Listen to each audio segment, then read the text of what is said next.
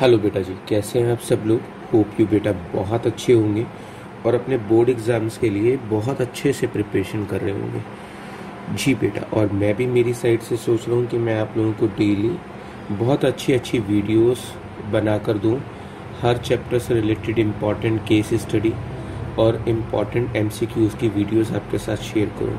बेटा उसी सीरीज़ में मैं आज आप लोगों के लिए एडमिशन के चैप्टर का, जो हमारा चैप्टर है एडमिशन ऑफ ए पार्टनर, बेटा जी उसका केस स्टडी नंबर 1 का वीडियो लेकर आया हूँ। डन। तो हम आज की इस वीडियो में बेटा जी एडमिशन का केस स्टडी नंबर 1 करेंगे। और बेटा जी ये हमारे पास केस स्टडी है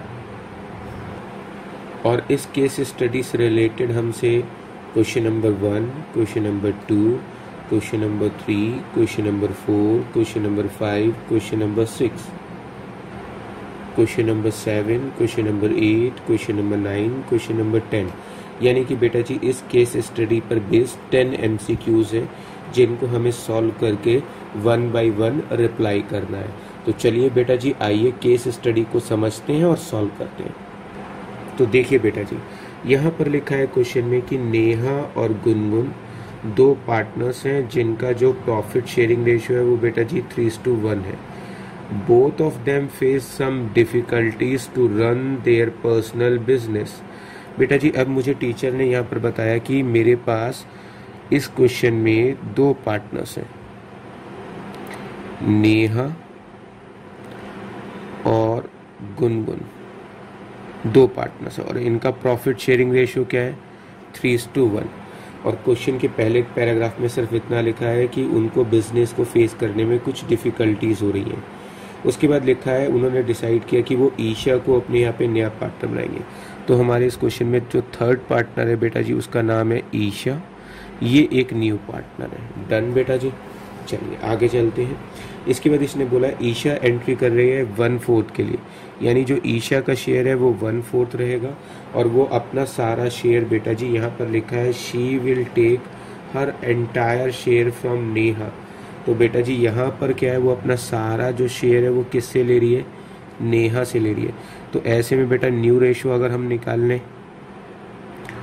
न्यू रेशो निकालें तो कैसे निकालेंगे बेटा जी, नेहा का जो शेयर है वो 3/4 है और जो गुनगुन है उसका जो शेयर है वो 1/4 है और जो ईशा है बेटा उसका शेयर 1/4 है। और इसने अपना सारा शेयर किससे लिया है बेटा जी, इसने अपना सारा शेयर नेहा से लिया है।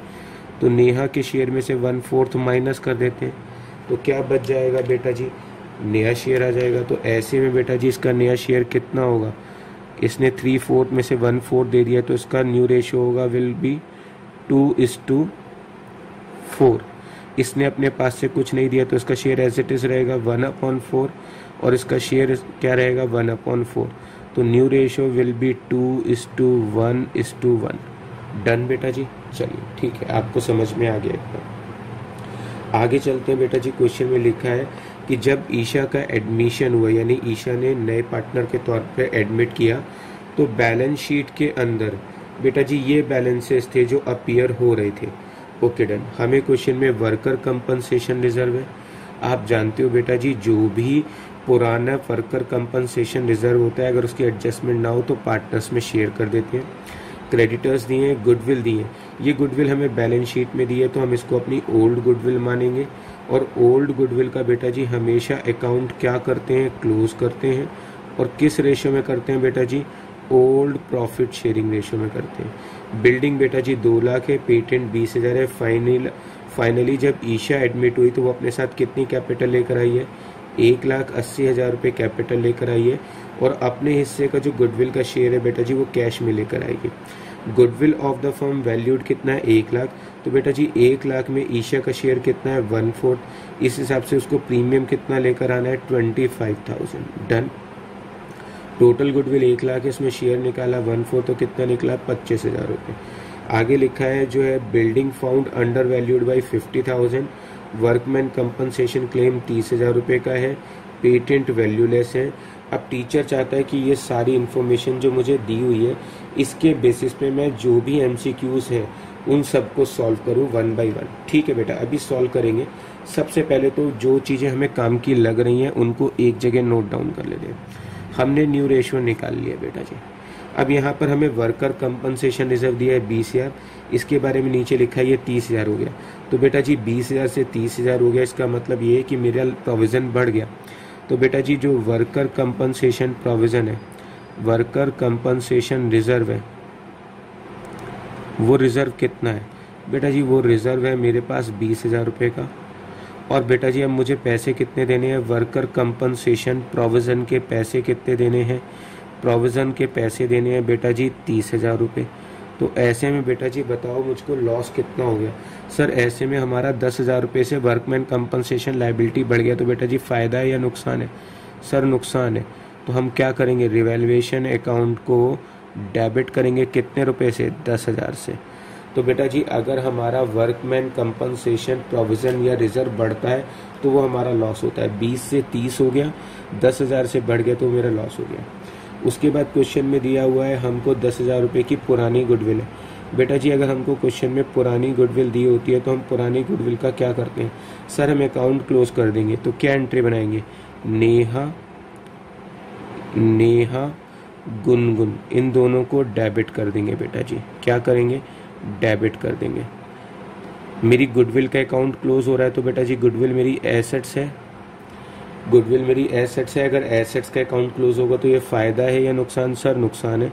10,000 का अकाउंट क्लोज करूँगा 3:1 के रेशो में बेटा जी, तो 7,500 और 2,500 रुपये आ जाएंगे। तो ये मैंने पुरानी गुडविल का अकाउंट क्लोज कर लिया। उसके बाद बिल्डिंग दी है 2 लाख और नीचे लिखा है ये 50,000 रुपये अंडर वैल्यूड है, यानी 2 लाख की बिल्डिंग में मैंने 50,000 रुपये कम प्लस कर रखे हैं।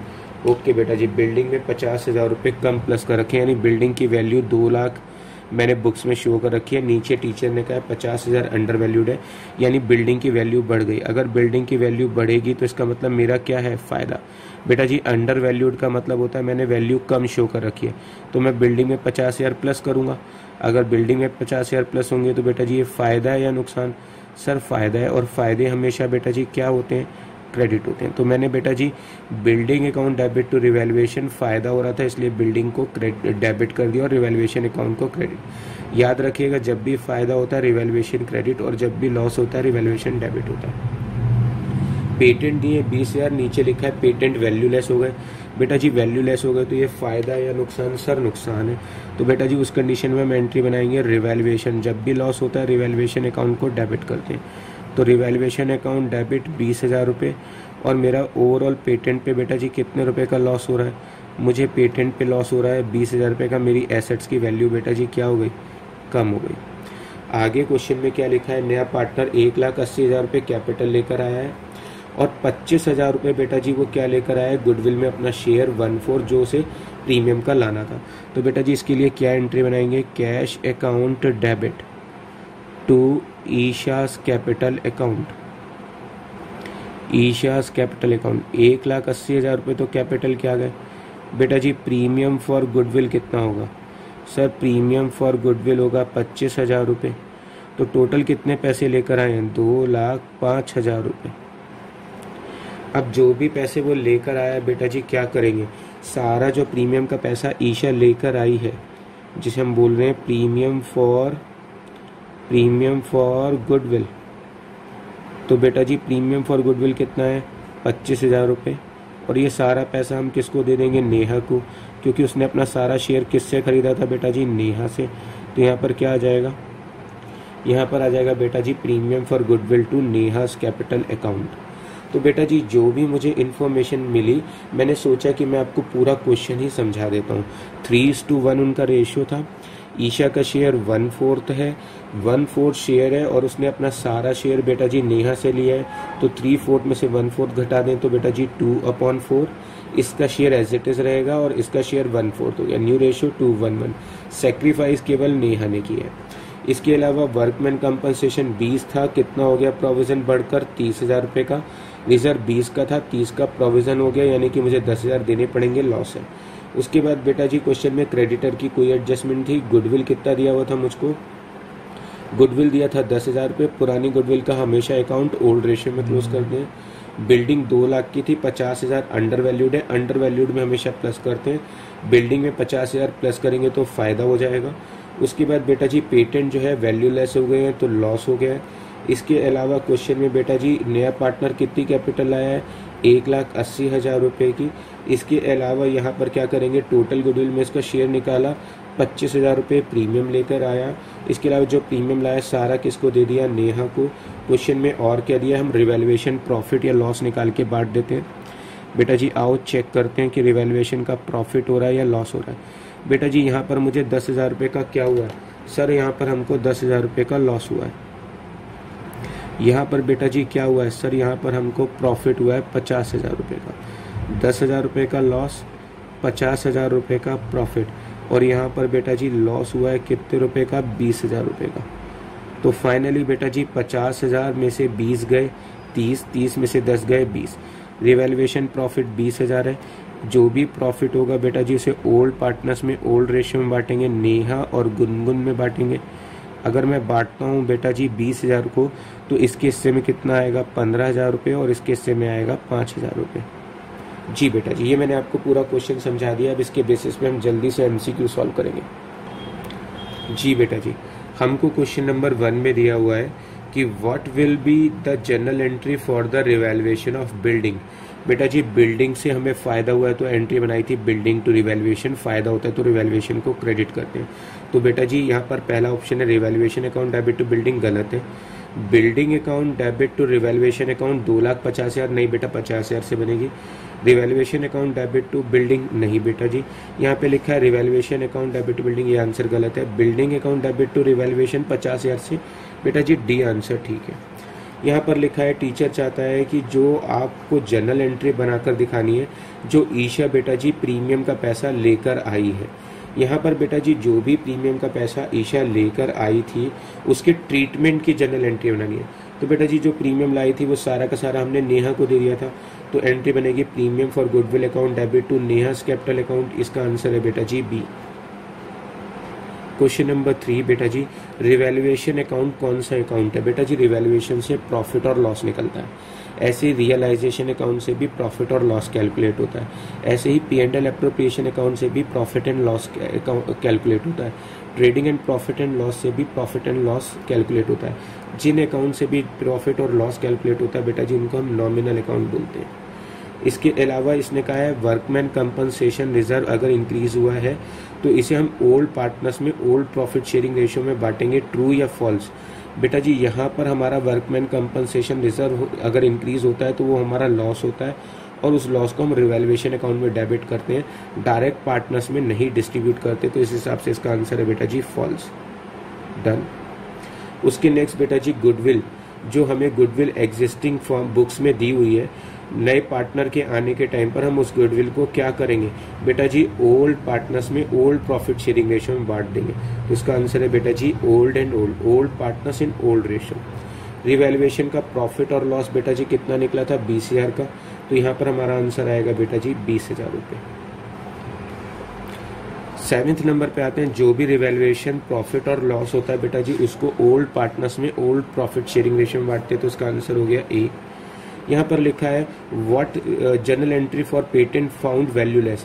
बेटा जी जब पेटेंट वैल्यूलेस होगा तो ये मेरा लॉस है, एंट्री बनी थी रिवैल्यूएशन टू पेटेंट। तो बेटा जी यहाँ पर क्या होगा, पार्टनर्स कैपिटल अकाउंट डेबिट, नहीं बेटा। पेटेंट अकाउंट डेबिट, नहीं बेटा जी। Revaluation account debit to patent, बेटा जी ये आंसर बनेगा, इसका सी आंसर है। यहाँ पर पूछा है कि जब एडमिशन हो गया तो आपको कैश अकाउंट का आंसर बताना है कि कैश अकाउंट कितना होगा। बेटा जी न्यू पार्टनर जो ईशा है, आप खुद सोचो ईशा जो है वो कितना कैपिटल लेकर आई थी, 1,80,000, और इसके अलावा प्रीमियम का कितना पैसा लेकर आई थी सर 25,000। और ये जो पैसा लेकर आई है सारा का सारा हम कैश अकाउंट के 2 में लिखते हैं। किसके नाम से लिखते हैं, ईशास कैपिटल के नाम से और बेटा जी प्रीमियम के नाम से। कहाँ लिखते हैं, कैश अकाउंट के 2 में। 1,80,000 रुपये और 25,000 रुपये। तो बेटा जी यहाँ पर कैश अकाउंट या बैंक अकाउंट कितने से डेबिट होगा, 2,05,000 रुपये से। यहाँ पर पूछा है न्यू प्रॉफिट शेयरिंग रेशियो बताओ। बेटा हमारा न्यू प्रॉफिट शेयरिंग रेशियो आ रहा है 2:1:1, तो इसका आंसर है बेटा जी सी। डन। तो बेटा जी ये था हमारा केस स्टडी नंबर 1, जहाँ पर मैंने आपको कोशिश किया कि एडमिशन के बेसिक सारे पॉइंट इस एक वीडियो में रिवाइज करा दूं, सो दैट कि आपको जो कंबाइंड क्वेश्चन होता है बेटा जी एडमिशन ऑफ ए पार्टनर का, वो उसके सारे पॉइंट रिकॉल हो जाएं और इसके अलावा बेसिक पॉइंट्स भी याद आ जाए। तो मैंने आपको पूरा क्वेश्चन सॉल्व करके दिखाया। होप यू बेटा जी ये वीडियो आपको अच्छा लगा होगा। आप इसी तरह के और यूजफुल वीडियोस पाना चाहते हैं तो चैनल को सब्सक्राइब करिएगा, और अगर वीडियो अच्छा लगा हो तो इस वीडियो को अपने फ्रेंड्स के साथ ज़्यादा से ज़्यादा शेयर करिएगा। अगर बेटा आपको ये वीडियो अच्छा लगा है तो प्लीज सब्सक्राइब द चैनल और इस वीडियो को अपने फ्रेंड्स के साथ ज्यादा से ज्यादा शेयर करें।